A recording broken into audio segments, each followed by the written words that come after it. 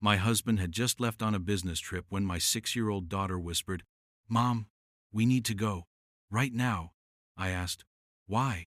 She shook and said, "There's no time. We have to leave immediately." I grabbed our things, reached for the door, and that's when everything changed. I never thought my stupidly normal life would blow up in a single night. We were just another forgettable family in the Boston suburbs. Me, Sarah, my workaholic husband Michael, and our daughter Lily, who'd turned 6 that spring and had these eyes that sometimes seemed way older than they should be. That Tuesday started like any other day. Crisp October air, leaves all over our driveway, and Michael rushing around with his carry-on while I made Lily's lunch. "Back Friday afternoon," Michael mumbled, kissing me quick. His aftershave lingered after he pulled away. "Chicago meetings. You know how Jenkins drags everything out." Something seemed off in his smile. This weird tension around his eyes I hadn't noticed before. But whatever, right? Just work stress.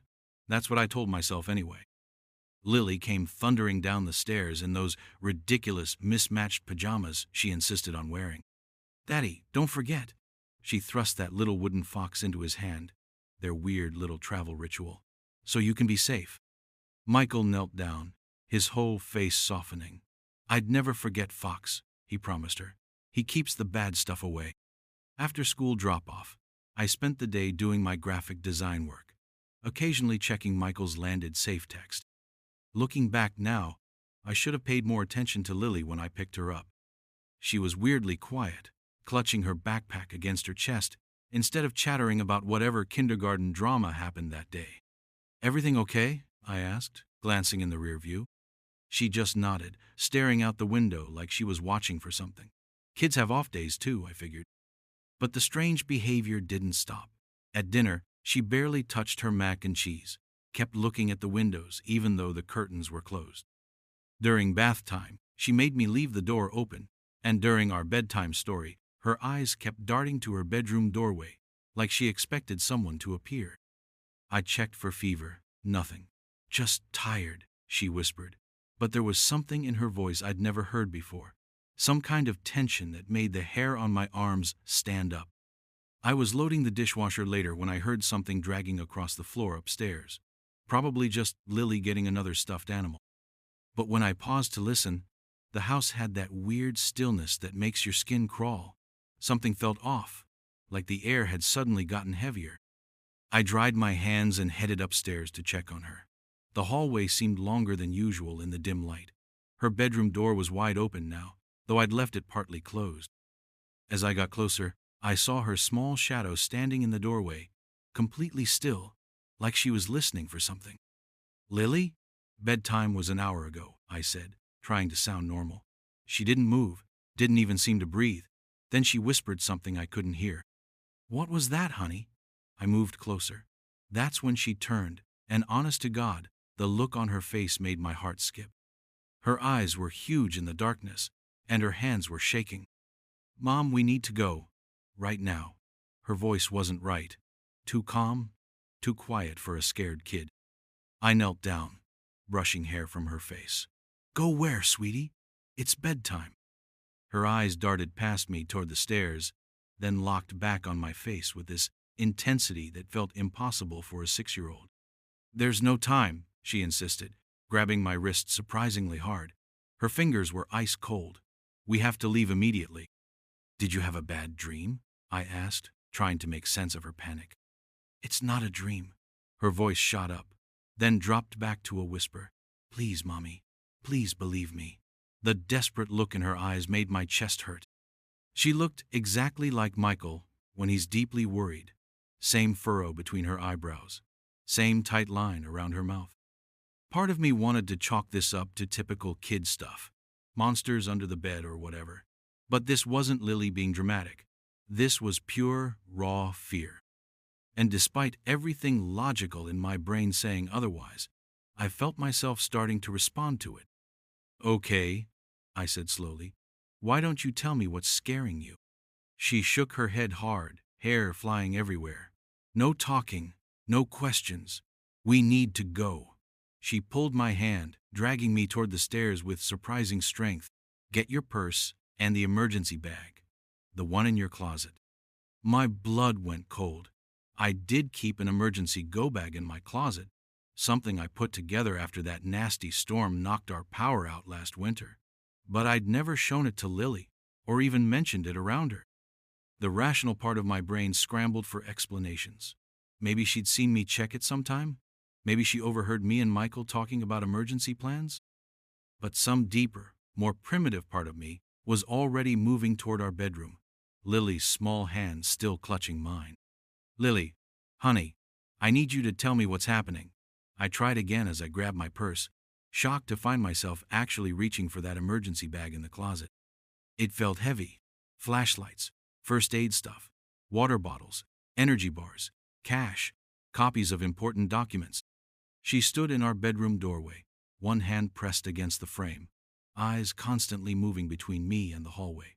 "He's coming," she whispered, and those two simple words made my throat close up. The bad man. He thinks we don't know, but I saw him in my dreams. 3 nights now. She held up 3 tiny fingers. Same dream, same bad man, same tonight. I should have questioned this. Should have been the rational adult who explains dreams aren't real. Instead, I found myself putting on shoes, grabbing jackets, shoving my phone charger in my bag. Whatever this was, childhood nightmare, or something else, Lily's fear felt real, and something deep inside me had decided to trust it, at least temporarily. "Okay, baby, we'll go for a little while," I said, zipping up her jacket, "just until you feel better." The relief on her face was immediate, but her eyes stayed watchful, darting around like someone 3 times her age, scanning for danger. I texted Michael, "Lily upset. Taking her for a drive to calm down. Call you later." No response. Probably in some dinner meeting. With the emergency bag over one shoulder and my purse over the other, I led Lily downstairs. She insisted on turning off all the lights as we went, which didn't help the growing unease in my stomach. At the bottom of the stairs, she froze, her body suddenly rigid. "What is it?" I found myself whispering. "Listen," she breathed. I strained my ears and heard nothing. Just normal house sounds. The refrigerator humming, the grandfather clock ticking, the neighbor's TV through the wall. But Lily's face had gone chalk white, her eyes fixed on the front door. I grabbed my keys, wrapped my arm around her shoulders, and reached for the deadbolt. My fingers had just touched the cold metal when everything changed. The lights went out, all at once, every light in the house suddenly black. The darkness was complete, like being blindfolded out of nowhere. Lily's hand tightened around mine, her fingers digging into my palm. She pressed against my side, trembling but weirdly silent. Not screaming, not crying, just this eerie quiet that scared me more than any reaction I would have expected. "It's okay," I said automatically, sounding stupid even to myself. Probably just a power outage. But I could see the neighbor's porch lights through our front windows. Their houses were still lit up, normal and safe, while ours alone was dark. I fumbled for my phone. No service. The signal bars that usually showed at least 2 or 3 bars now displayed no service. Wi-Fi was down too. "Mom," Lily whispered, so softly I barely heard her. "I told you he was coming." Before I could respond, a sound from the basement stopped my breath, a soft but definite thud, followed by what might have been footsteps. Our basement had an exterior entrance, a slanted cellar door around back that Michael always insisted we keep locked with a padlock. Had we checked it recently? I couldn't remember. "This way," I breathed, pulling Lily toward the kitchen. The garage? No. The electronic door wouldn't work without power. Back door? Too exposed to the dark yard. My instincts screamed to get upstairs, to put barriers between us and whoever might be coming up from the basement. We'd made it halfway up the stairs when the basement door opened. From where we stood, I could just make out someone in the kitchen doorway. A man, tall and broad-shouldered. Definitely not Michael. Lily made this tiny sound, between a gasp and a whimper, and I clamped my hand over her mouth, dragging her the rest of the way up. My legs felt like lead, my lungs burning from trying to move silently. At the top landing, I froze. Where to go? Our bedroom had that stupid flimsy lock that wouldn't hold against anyone determined. The bathroom? No exit. Lily pulled me toward her room. I followed without question, quietly closing the door and turning the lock. A real lock we'd installed after she'd accidentally locked herself in last year and freaked out. Michael had replaced the standard doorknob with one that could be unlocked from either side. Thank God for that decision now. "Under the bed," Lily whispered, already dropping to her knees, but I shook my head, pulling her toward the closet instead. "Need to block the door first," I whispered, pushing her dresser, wincing as it scraped across the floor, then added her toy chest. It wouldn't stop him long if he really wanted in, but might buy us time. In the faint glow of my phone flashlight, Lily's face was this pale oval, her eyes huge and dark. She didn't look surprised or confused, just grimly resigned, like she'd been expecting this. It was the most unsettling thing I'd ever seen, that adult knowingness on my child's face. "The closet," I whispered, guiding her inside among her hanging clothes and shoeboxes. I left the door open a crack so we weren't in complete darkness. Her iPad was charging on the nightstand. I'd grabbed it on our way in. I opened it, relieved to see it had cell service when my phone didn't. I dialed 911, keeping the volume as low as possible. When the dispatcher answered, I whispered our situation, giving our address and explaining that someone had cut our power and was inside the house. "Help is on the way, ma'am," the dispatcher assured me. "Officers are being dispatched now. Can you stay on the line with me?" "Yes," I breathed, "but I need to be quiet." "He's in the house." I muted the call but kept the line open, then turned to Lily, who sat with her knees pulled up to her chest, watching me with those two knowing eyes. "How did you know?" I couldn't keep the question in anymore. "How did you know someone was coming?" Lily looked down at her hands, twisting her pajama top. "I've seen him before," she whispered. "He watches our house, from the silver car across the street." My blood ran cold. I'd seen that car, some boring sedan parked on our street occasionally. I'd assumed it belonged to someone visiting neighbors. "When?" I asked. "When did you see him?" "Lots of times. When you're working on your computer, I see him from my window." She pointed to her bedroom window overlooking the front yard. "He thinks I don't notice, but I do." "And then," she bit her lip. "And then what, sweetie?" "I started dreaming about him," she said, her voice so tiny I had to lean closer. "3 nights in a row. In the dream, he comes inside while Daddy's away. He hurts us if we don't leave." Her eyes filled with tears. "You never believe me when I tell you about my dreams." The accusation hit like a slap. It was true. Lily had tried telling me about nightmares before, and I'd always brushed her off with that "dreams aren't real" garbage.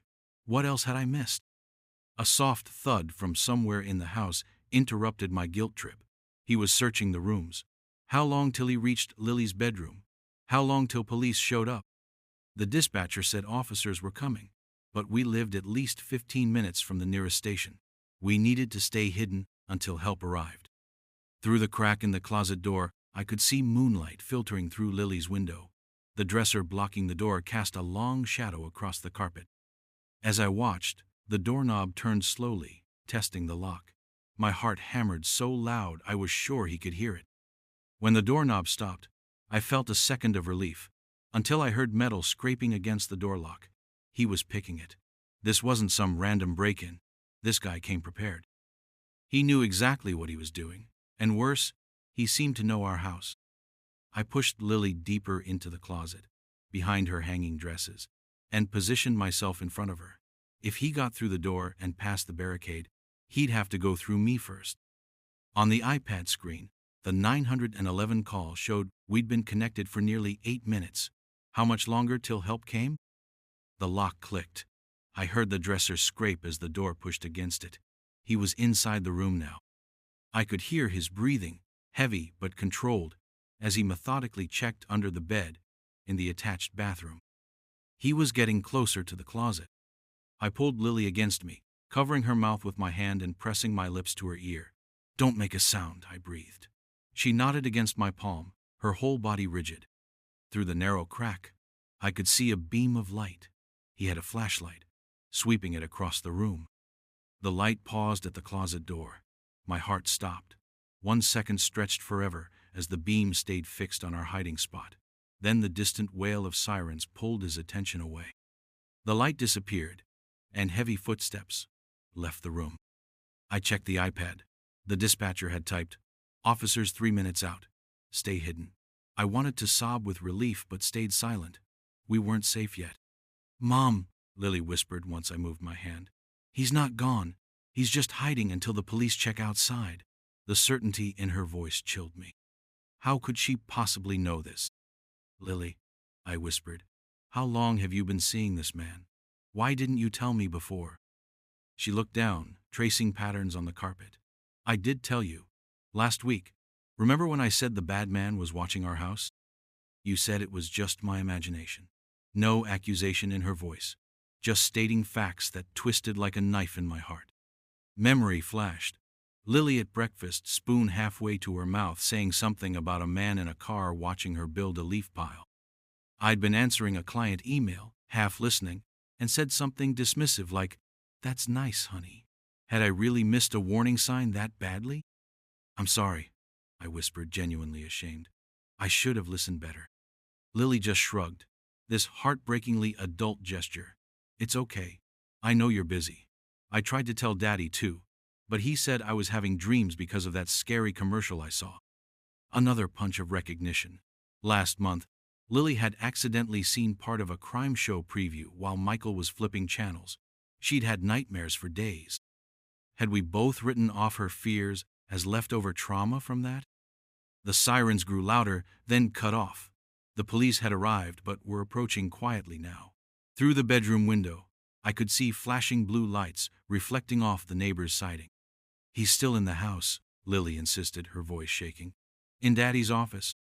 I wanted to question how she could possibly know that, but instead I texted the info to the dispatcher, who responded immediately. "Officers entering premises now. 4 units on scene." 4 police units, surely enough for one intruder. I started to relax slightly when a horrible thought hit me. If this guy had been watching our house for weeks, what was he after? This didn't feel like a random burglary. The calculated way he'd cut power, disabled phones, this was planned, targeted. "Lily," I whispered, "did the man in your dreams ever say what he wanted? Why he was coming here?" She nodded slowly. "He was looking for something of Daddy's, something important in the safe." My blood went cold again. We did have a safe hidden in Michael's office closet floor under a rug. It had our passports, emergency cash, and a hard drive Michael said had work backups. Lily shouldn't have known about it. We'd never shown her, or mentioned it. "How do you know about the safe?" I asked, voice shaking. "I saw Daddy put things in it once, when he thought I was napping on his office couch." She looked up with those unnervingly knowing eyes. "But that's not the only one." "What do you mean, not the only one? Another safe? I didn't know about any other secure storage." "There's another one, behind the painting in Daddy's office, the one with the boats." She said it so matter-of-factly, like telling me where to find a missing toy. "That's the one with the important stuff. The stuff the bad man wants." I stared at her, trying to process this. The painting she mentioned was a seascape Michael bought at an art festival last year. Peaceful ocean scene with sailboats. I'd never noticed anything unusual about it, certainly never suspected it hid a secret safe. Why would Michael have a safe I didn't know about? Before I could ask more, heavy footsteps in the hallway made us freeze. Not the stealthy steps of the intruder, but deliberate boots. A flashlight beam swept in, followed by a voice. "Police! Anyone in here? Make yourself known." Relief made me dizzy.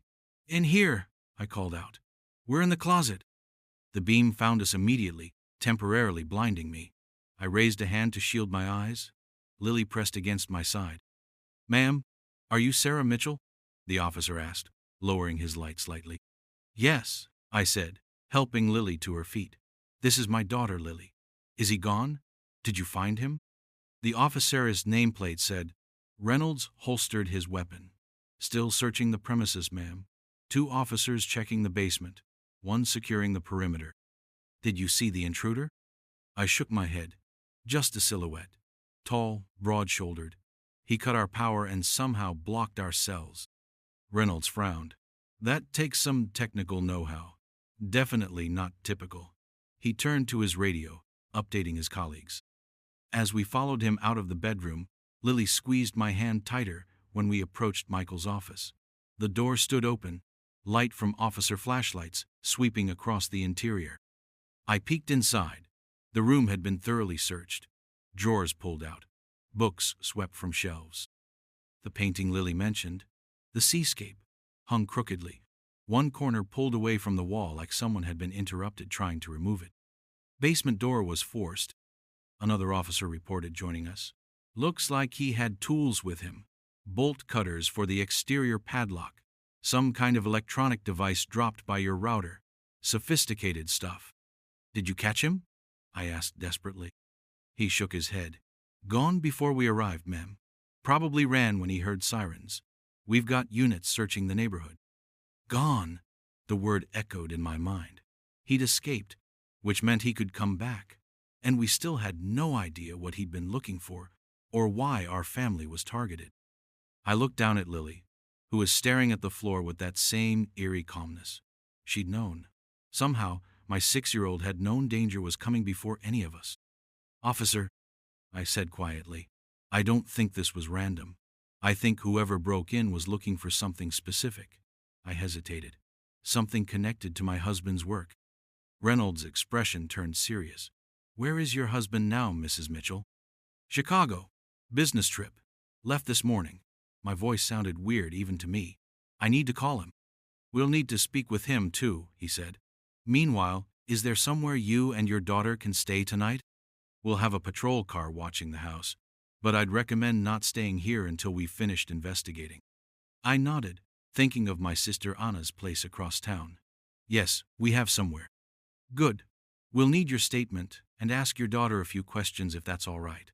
He glanced at Lily, who was leaning against me, exhaustion finally hitting her. Tomorrow, I said firmly. She needs rest now. As Reynolds stepped away to talk with his colleagues, I knelt down to Lily's level, brushing hair from her face. You saved us, I whispered, throat tight. You knew, and you made me listen. You were so brave.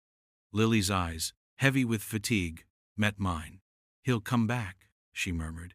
He didn't find what he wanted. A chill ran through me. How do you know, sweetie? How do you know what he wants? She yawned, swaying on her feet. I see things sometimes. In my dreams. Daddy says it's just imagination, but... She trailed off, shrugging those tiny shoulders. I pulled her into a tight hug, mind racing. Had my daughter been trying to tell us something important all along? Something about her perceptions that we'd repeatedly dismissed? And what was Michael involved in that would make someone target our home this way?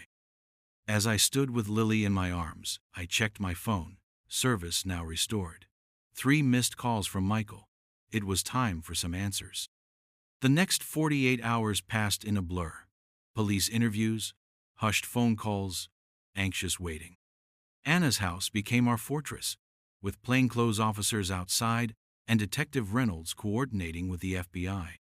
Michael's surgery went well. 2 broken ribs had caused some internal bleeding, but doctors said he'd recover.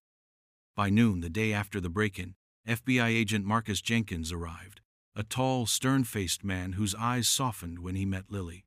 Your dad's told me about you, he said, crouching to her level. Says you're the smartest kid he knows.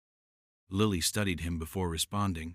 You're the good guy Daddy talks to on the phone in the garage when he thinks I can't hear him. Jenkins raised an eyebrow, glancing at me. I shrugged helplessly. She knows things, I explained.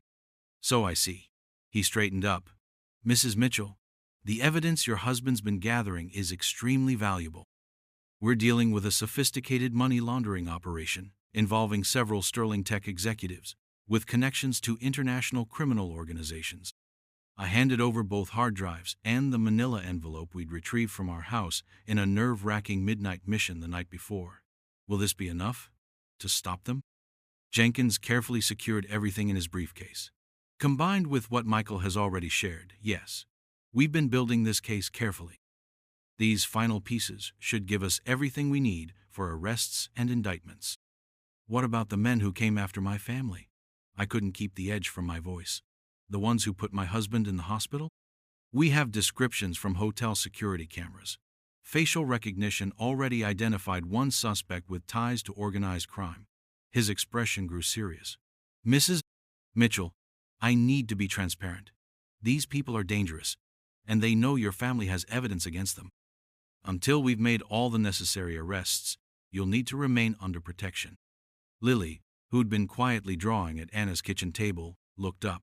3 more days, she said matter-of-factly. Then we can go home. Jenkins and I both turned to her. What happens in 3 days, sweetie? I asked. She returned to her drawing, what looked like people in suits being led away in handcuffs. The bad men get arrested. All of them at once. It has to be all at once, or some will run away. Jenkins stared at her, clearly unsettled. She's right, he said quietly. We're coordinating simultaneous arrests across 3 states, planned for Friday morning. He checked his watch. Almost exactly 3 days from now. I'd stopped questioning Lily's insights, but seeing the FBI agent's reaction drove home just how extraordinary her abilities were. The lady with the red hair is pretending, Lily added without looking up. She's one of the bad people too, but nobody knows yet. Jenkins went still. What lady with red hair, Lily? The one who works with the numbers, in the big office with the glass wall. She added a stick figure with bright red curls to her drawing. Jenkins excused himself to make a phone call. When he returned, his expression was grim. Cynthia Reeves, he said. Financial controller at Sterling Tech, red hair, corner office with glass walls. She wasn't on our radar. He ran a hand through his hair. I've requested additional background checks and surveillance. The next day, Michael was discharged and transferred into protective custody. 2 FBI agents escorted him on a private medical flight back to Boston, where we reunited at a secure safe house in a quiet suburb, the kind of place where neighbors mind their own business and don't ask about unmarked cars parked across the street. When Michael arrived, his face was bruised, movements careful because of his ribs, but his eyes clear with relief as he hugged us both. That evening, after Lily fell asleep, Michael and I sat together on the edge of the bed, his arm around me despite the pain it obviously caused him. I should have told you everything from the beginning, he said, voice rough with regret. I thought I was protecting you both by keeping you in the dark. Instead, I put you in danger. You couldn't have known they'd come to the house, I said, leaning carefully against him. But Lily knew, he replied softly.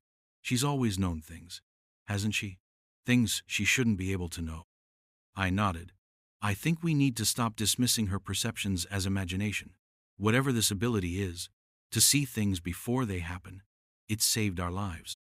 Michael was quiet for a minute. My grandmother had something similar, he finally admitted. Mom used to tell stories about how Nana would just know things.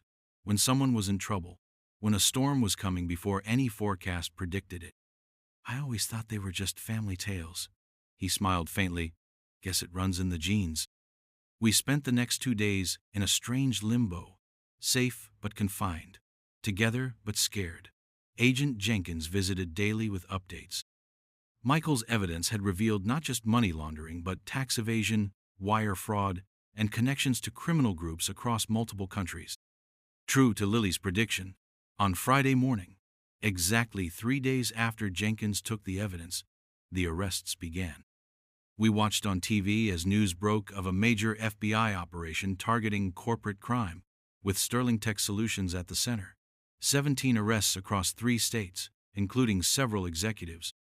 They got her too, Lily said, pointing at a red-haired woman being led away in handcuffs, face partly hidden from cameras. The pretend lady. Jenkins confirmed it that afternoon. It's over. We got them all. Cynthia Reeves was actually the mastermind, had been running the operation for years before bringing in the others. He smiled at Lily. Your tip was crucial. We found offshore accounts in her name with millions in laundered funds. 1 month later, we'd settled into a temporary rhythm at Anna's Connecticut Colonial. Michael's ribs were healing, the bruises on his face fading to yellowish shadows. Lily had started at the local elementary school and was seeing Dr. Peterson weekly, a child psychologist who specialized in kids with what she carefully called exceptional perceptual abilities. Lily's intuition is remarkable. Dr. Peterson told us. She perceives connections and possibilities others miss. It's not magic. Her brain just processes information differently, picking up on subtle cues and patterns most of us filter out. Whatever the explanation, we'd stopped questioning Lily's insights. When she announced at breakfast that Aunt Anna's car wouldn't start that afternoon, dead battery, or that the neighbor would bring over blueberry muffins, she did exactly at noon. We simply nodded and adjusted accordingly. That evening, after Lily was asleep, Michael and I spread real estate listings across Anna's dining table. We decided not to return to our Boston house. Too many shadows lurked in those familiar rooms now. What about here? Michael suggested, tapping a listing for a Victorian farmhouse near Anna's place. Lily seems happy at her new school, and being close to your sister. I nodded. We could try it for a year, see how it feels. The idea of staying near Anna was appealing. She'd been our rock through everything. I think Lily would like that fence, I added, pointing to the white picket border around the property. She's been drawing houses with fences just like that all week. Michael smiled, the expression reaching his eyes for the first time in days. Has she now? And here I thought we were making this decision ourselves. I laughed softly. Maybe she's seen which house we choose, or maybe she's influencing the outcome. Either way, we listen, he finished. It had become our family mantra. We listen. That night I found Lily at the kitchen counter around midnight, munching a cookie with a glass of milk. Couldn't sleep either? I asked, sliding onto the stool beside her. She shook her head. I was thinking about our new house. The Victorian with the white fence? She nodded. It's a good house. Happy things happen there. She took another bite of cookie. Daddy won't be scared anymore once we live there. I studied her face in the dim light. This extraordinary kid, who carried knowledge far beyond her years, yet still found joy in midnight cookies and milk. Is that something you've seen? Daddy not being scared? She nodded solemnly. And you too. You won't jump every time the phone rings. She reached for my hand, fingers sticky with cookie crumbs. It gets better, Mom. I promise. Tears formed in my eyes, not from sadness, but from the relief of hearing those simple words from the one person whose insights had proven unfailingly accurate. Thank you for telling me that. That's why I see things, she said with matter-of-fact wisdom, so I can tell people when they need to know. Moving day came on a perfect June morning. Clear skies, mild temperatures, the kind of day that feels like a good omen. As the movers loaded our belongings, I found Lily sitting on Anna's front steps, watching the activity with thoughtful eyes. Ready for our new adventure? I asked, sitting beside her. It's not really new to me, she replied with a small smile. I've been seeing it for months. I laughed, putting my arm around her. Does that make it less exciting? She considered this seriously. No, it's like when you read a really good book for the second time. You know what's going to happen, but you still enjoy watching how everyone gets there. That afternoon, as we pulled into the driveway of our new home, I noticed the broken porch swing immediately, hanging crookedly from one chain, the other chain dangling useless beside it. Michael noticed too, shooting Lily a look of amused disbelief. Looks like I've got a project for this weekend, he said, shaking his head. Lily just smiled, that secretive, knowing smile that had once freaked me out but now filled me with comfort. Some things could be seen in advance. Some paths were already laid out. And sometimes, the greatest wisdom came not from trying to change the future, but from learning to listen when it whispered its secrets, whether through premonitions, intuitions, or the clear-eyed insights of a child who simply saw more than others. As we walked through the door of our new home, I felt something I hadn't experienced in months, hope without the constant shadow of fear. Whatever challenges still waited ahead, we would face them together, a family forever changed by danger, but ultimately made stronger by the remarkable gift that had saved us when we needed it most. The gift of listening when it mattered. 5 years can change so much, or almost nothing, or both at once, as it turned out in our case. The white picket fence around the Victorian house had long since lost its newness, marked with bicycle handlebars, stained from balls bouncing against it, bearing the evidence of time and life flowing through it daily. But every spring Michael repainted the boards, joking that it was his form of meditation. And each year Lily helped him, inevitably getting covered in white paint from head to toe, though at 11 now, she probably should have been neater about it. Our home became exactly what Lily had promised, a place where happy things happened, a place where we stopped being frightened of night shadows and unexpected phone calls. The trauma we'd experienced hadn't completely vanished. Sometimes I still woke up in the middle of the night, listening to the creaks of our old house. Sometimes Michael would freeze, staring out the window at an unfamiliar car parked on our street, but these moments were now exceptions, not the rule. The trials against the Sterling Tech executives had long since concluded, 15 convictions out of 17 indictments, an impressive outcome, especially considering the money and connections the defendants had. Cynthia Reeves, the red-haired pretender as Lily had called her, received the longest sentence, 25 years in federal prison. Her attempts to reduce her sentence by offering information on other criminal schemes failed when investigators discovered she wasn't just an accountant committing fraud, but the mastermind behind the entire operation. Michael no longer worked as a financial consultant. After the dust settled, he opened his own small firm specializing in financial audits for nonprofit organizations. Less money, but more peace and satisfaction.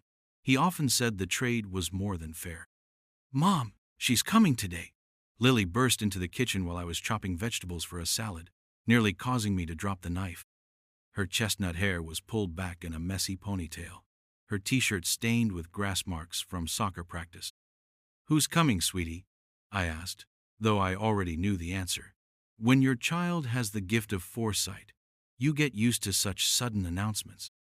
"The new girl, the one I told you about last week. She's going to be my best friend, remember?" I nodded. Lily had indeed mentioned a new student who would be joining her school. As usual, she knew about it before any official announcement. "And you want me to?" "What?"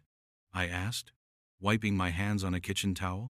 "Make those chocolate muffins. She loves them, and they'll help her not be so nervous on her first day." I sighed, but was already reaching for the flour in the cupboard. Arguing with Lily about these things was pointless. If she said the new girl would need muffins, then that's how it would be. "And what's her name, this future best friend of yours?" "Zoe," Lily replied. "Zoe Parker. She has dark curly hair and blue eyes, and she plays the violin, and her dad got a job at the university, which is why they moved here." Michael walked in, newspaper tucked under his arm. 5 years later, and he still insisted on reading news in print rather than on a screen. "Who moved here?" he asked, kissing the top of Lily's head and then my cheek. "Zoe Parker and her family," Lily explained patiently. "They just arrived yesterday. Their moving truck got stuck in the driveway because of the rain, and Mr. Parker had to call a tow service." Michael and I exchanged a look over Lily's head, that familiar mix of amazement and acceptance. We'd long since stopped questioning how she knew these things. "Well, I'm sure the chocolate muffins will help," Michael said, grabbing a mug for coffee. "Though I might need to sample one, for quality control." The next morning, I packed 6 muffins in Lily's lunchbox alongside her sandwich and apple slices.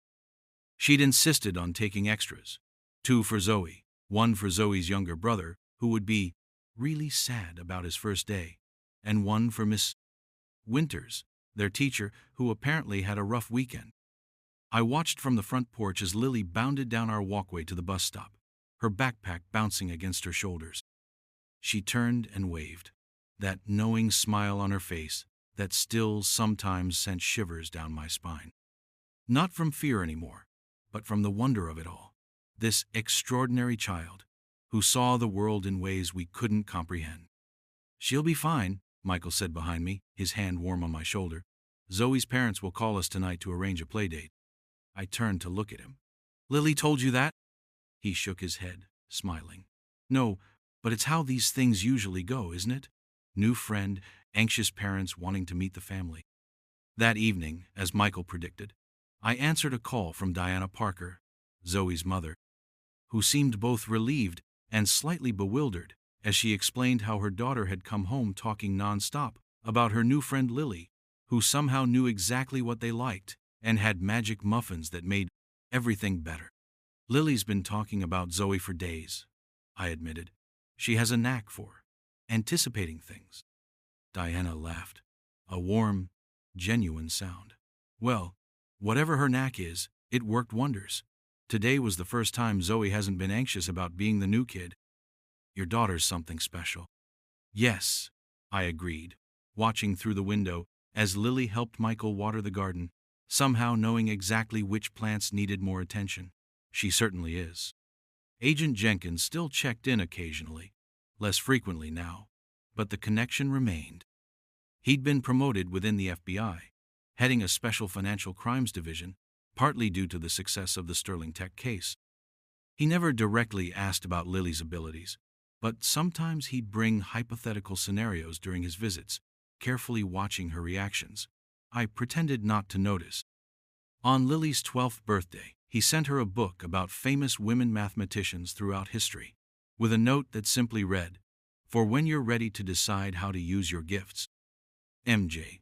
I'd wondered about the appropriateness of the gift, but Lily had clutched it to her chest, eyes bright with excitement. "It's perfect," she'd whispered.